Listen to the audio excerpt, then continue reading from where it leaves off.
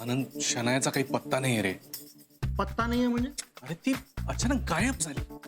अरे वा, अरे यार काय असं कसं झालं? गायब कशी झाली? अरे गायब हो ना. हा? अरे निघ ना. गायब कशी झाली? आम्ही रस्त्याने चाललो होतो. मी तुला डिटेल्स नंतर सांगतो ना. ती ऑफिसमध्ये नाहीये, घरी नाहीये, तिचा फोनही लागत नाहीये. मैत्रिणीकडे गेली असेल. कुठे जाणार? येणार इथेच. असं नाही होत रे जनरली. मला ना जरा काळजी वाटायला लागली. मी एक काम करतो, तिला शोधायला जातो. अरे आता इम्पॉर्टंट मीटिंग आहे आपली. आनंद, मला माहितीये, तू प्लीज मॅनेज कर. मी लगेच आलो. अरे तू वेळ कर ना मॅनेज. नाही ते गुरु. काका हे घ्या सरबत. काकी घ्या. घर छान सजवलं आहे राधिका. काका अजून तर तयारी बाकी आहे. अगं ती शेवटच्या क्षणापर्यंत चालूच राहते. अहो काय आहे? अहो हळू ना, ठोका चुकेल काळजाचा. हो ना, अहो किती घाबरले मी. अशी धडधड धडधड व्हायला लागली आहे. आणि असं ऐकलंय की त्यामुळे स्ट्रोक येतो आणि माणूस मरून जातो. काय चाललंय काय तुझं? काय काय बोलतेस काय? वाढदिवसाच्या तयारीला मरणाच्या गोष्टी घातल्या करतेस? अगं फुगा फुगवणं हा एक व्यायाम आहे. श्वसन क्रिया चांगली होते म्हणे त्याने. काय सांगताय काय? अरे मग खोटं नाही बोलत मी. या तुम्ही पण घ्या फुवा.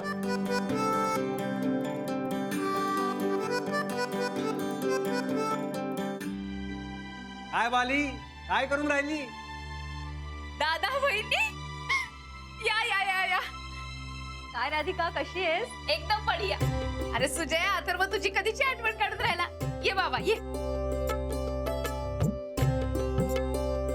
अगं आम्ही लवकरच येणार होतो, पण तुझ्या दादाची कामं संपतच नाहीत. काऊन रे दादा? अगं काम सोडून देईन तर रस्त्यावर यायची वेळ येईल ना. तुमच्यासारखा थाट थोडीच आहे आमचा. तुम्ही काय बुवा श्रीमंत माणसं. कायच्या काहीच बोलून राहिला हा तू. भरते जाऊ दे, ओळख करून देते. हे महाजनी काका काकू. नमस्कार. हे दामले नाना नानी आपल्या समोरच राहतात. आणि ही रेवती. आणि हा माझा दादा बहिणी. आणि हा आमचा सुजय. अरे सुजय, किती वेळा सांगितलं तुला, कुणाच्या घरी असा कशाला हात नाही लावायचा. वहिनी असं काऊन बोलून राहिली? हे काही कुणाचंही घर आहे का?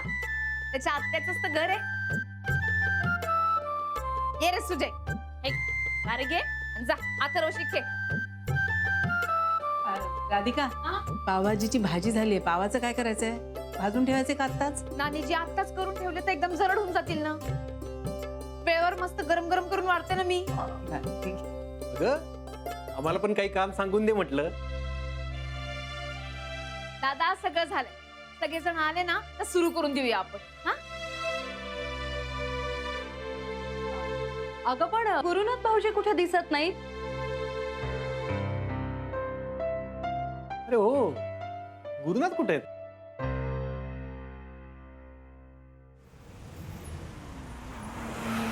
हे मस्त आहेत ग बांगड्या. किती तोळ्यांच्या आहेत? 3. वा.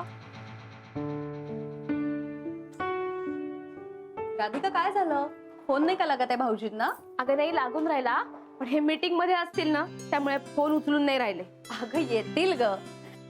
आता एवढं मोठं काम आहे त्यांचं, एवढं मोठं ऑफिस, एवढं मोठं घर, गाडी, पैसा.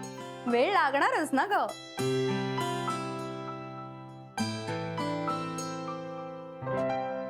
वा, ए नवीन आहेत का ग साड्या? मागच्या वेळेला नव्हत्या पाहिल्या. अगं रेवती बरोबर प्रदर्शनात गेली होती ना तेव्हा आणल्या. महाग असतील नाही? थोड्याशा, फार नाही. तुमच्यासाठी नसतीलच म्हणा. मोठी माणसं ना तुम्ही. आमच्यासाठी 200-300च्या पण महागच असतात ग. वहिनी असं नको बोलत जाऊ बा. हे काय मोठी माणसं मोठी माणसं. पैसा आला म्हणून काय माणसं बदलून जात नाही. अरे वा, काय रे? आई अथर्वने नवीन कपडे घातले तसेच मला पाहिजे. गप रे, किती हट्ट करतोयस.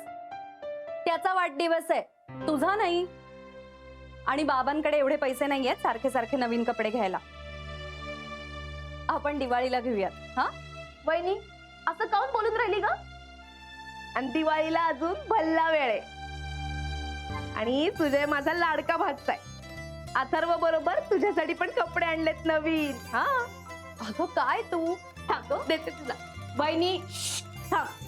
अगं पण तू कशाला उगाच, तू ना किती हट्ट करतोस सारखा. हा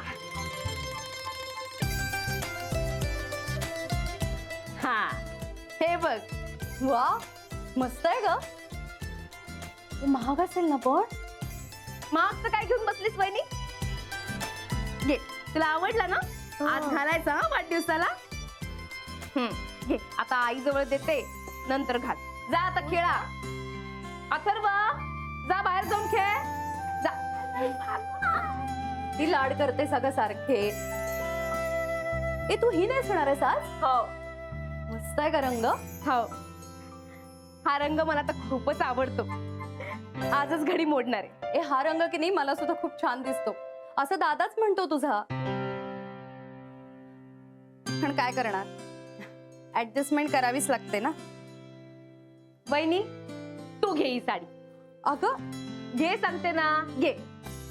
अगं मी सहज म्हंटल होतं. मी पण तुला सहजच देऊन राहिले. जा जा, लोक येऊन राहिले आता. अथर्वच्या रूम मध्ये जाऊन तयार होऊन घे. अगं पण मी आता दुसरी नेसीन, तू जा. नक्की.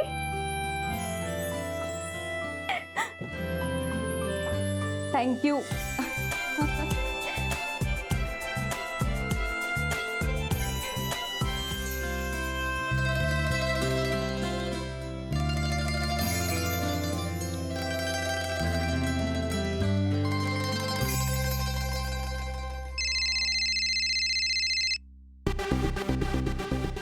हा काय हॅलो, मी राधिका बोलून राहिली. माहितीये, पुढे बोल. सगळे लोक घरी येऊन राहिले ना. मी काय करू? अहो, काय करू म्हणजे वेळेवर येऊन जा ना घरी. मीटिंग मध्ये मी. पण अथर्व तुमची वाट बघत राहिला.